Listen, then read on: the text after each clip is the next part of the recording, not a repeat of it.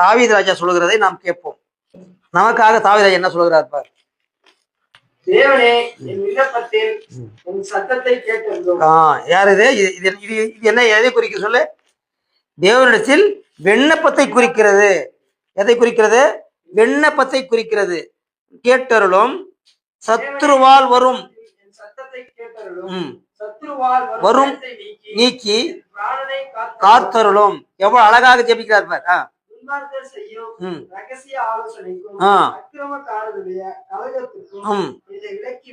மறைத்தருளும் கூர்மையாக்கி உத்தமன் மேல் எய்யும் பொருட்டு ஆகிய ஏற்றுகிறார்கள் ஏகிறார்கள் கொண்டு வைக்க பண்ணி என்கிறார்கள். இப்ப நான் சொல்லி கெடுக்கிறாங்க. ஏன் அவர்தான் திருக்கதரிசனம் சொல்றாரா? அவருக்கு தான் அவங்க சாமி பேசிக்கிறாரா?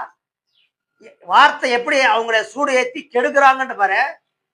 ஒவ்வொரு மனுஷனை கெடுக்கிறதுக்கு ஒரு வார்த்தை வானம் போல வருகிறது. வசனம் எவ்வளவு அழகா சொல்கிறாரு. அந்த அந்த அந்த வசந்தி மட்டும் மேல் வசந்தி படி. உத்தமன் மேல் ஏயும் பொருட்டு ஏற்றுகிறார்கள் ஏகிறார்கள். சொன்னா கொஞ்சம் கூட அந்த வாய் கூசவே கூசாது அவளுக்கு.